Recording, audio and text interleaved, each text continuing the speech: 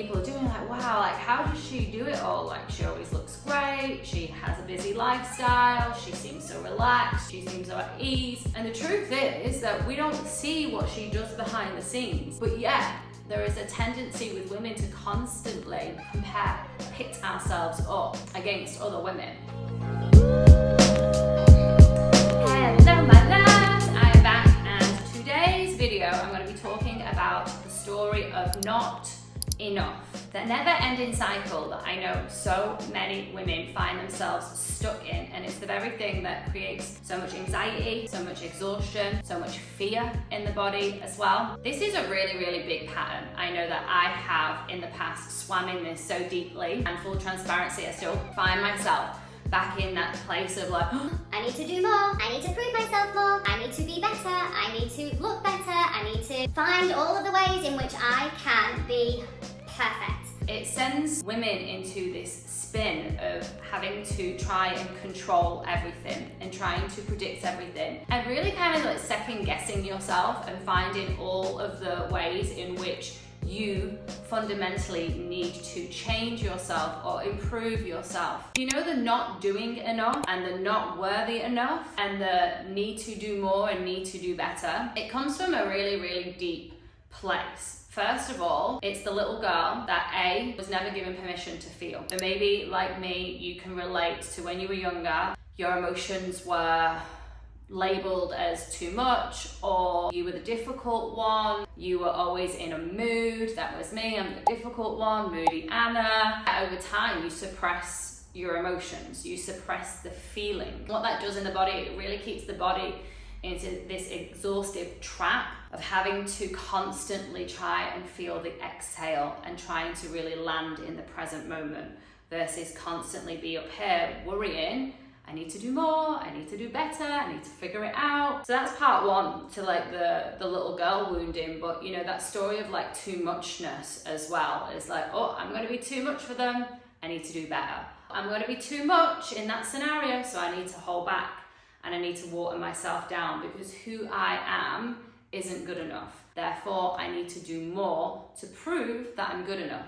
And another way that this can tailspin itself, tailspin, that's an interesting word or phrase, never heard myself say that before. Tailspin on this as well would be, for example, if you were rewarded as a young girl for being good. So if you were nice and you were pleasant and you were kind and you were doing the right things and you were doing your homework on time and you were nice to other children and you finished everything on your plate and you went to bed early, well, then you were a good girl and you were rewarded. Not necessarily rewarded with something that you wanted, though that was the thing for me. I always wanted Barbies and toys, and if I was good or if I was a stay out the way girl, then I got my Barbies and I got all the things that I wanted because my mum and dad were never around. So if you were rewarded, but you were rewarded by validation, you were rewarded by, oh, you're such a good girl, your mummy's good girl. And what that does is it affirms to you like, oh, this is who I need to be for my mum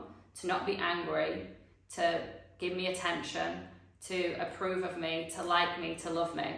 And all the while, this little girl then grows up into the woman that feels that she needs to push, prove, and please her way to see herself as being a worthy woman in the world. It constantly keeps you in that pressure of that needing the validation from the outside world. One of the problems with this is the more that you do things, so let's say you, like me, can identify yourself as an overfunctioner and a hypervigilizer, where you know you have a tendency to worry a lot about a lot of the things, need to do more things to prove yourself, to push yourself, and that's just the pattern and the habit that you know that you're in. Well, if you do these things and yet you still don't acknowledge yourself, you affirm the story that you need to do more because you never actually let yourself just take a moment to be like, I've done such a good job. I'm overflowing in enoughness. There's nothing more that I need to do in this right now moment.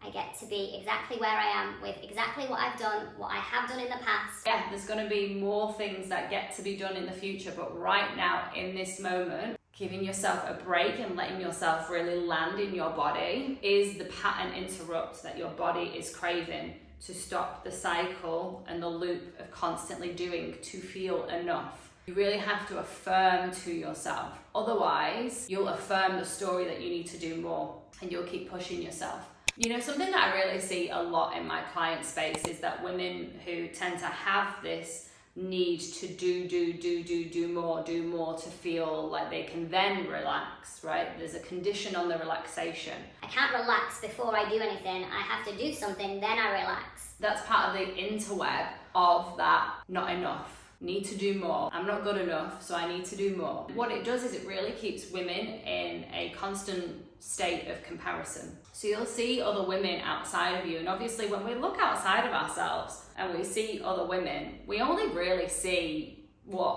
like maybe 10% of what they're actually doing, and we see the good things most of the time. So we look at what other people are doing like, wow, like how does she do it all? Like she always looks great, she has a busy lifestyle, she seems so relaxed, she seems so at ease. And the truth is that we don't see what she does behind the scenes, but yet there is a tendency with women to constantly compare, pit ourselves up against other women. And this is part of the patriarchy, it's part of the culture of bringing women to a lower value than men, and it keeps women in this kind of like hyper vigilance of like, who do I trust, what do I trust?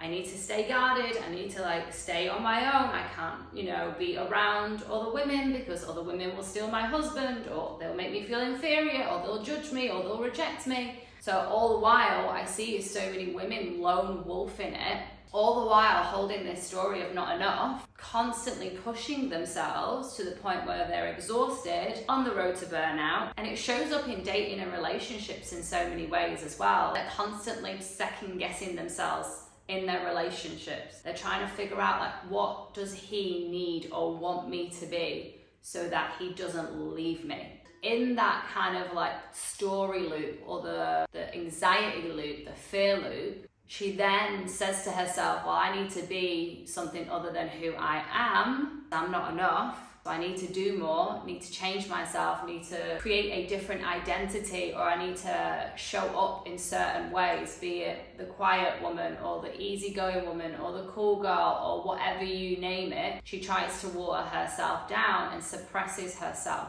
And that can show up in so many ways. It can show up as in her bending over backwards, like whatever he wants to do, I'll do that. So she becomes very complacent, acquiesces her needs to him, and doesn't actually voice what she actually wants and what she actually needs because she's playing it cool. She doesn't feel that she's good enough. So she does more, she puts on more mentally, emotionally, physically in order to have the man stick around. In dating as well, it can show up as simply as like on dates of like constantly questioning yourself, constantly worrying, constantly needing words of affirmation from him, for him to tell you that you're the one, that you know he really likes you, to validate you essentially, because there is an undercurrent story of I'm not enough, I need to do more, I need him to tell me more in order to feel the sense of self within the relationship. You're worthy to be in it, that you're worthy of him choosing you.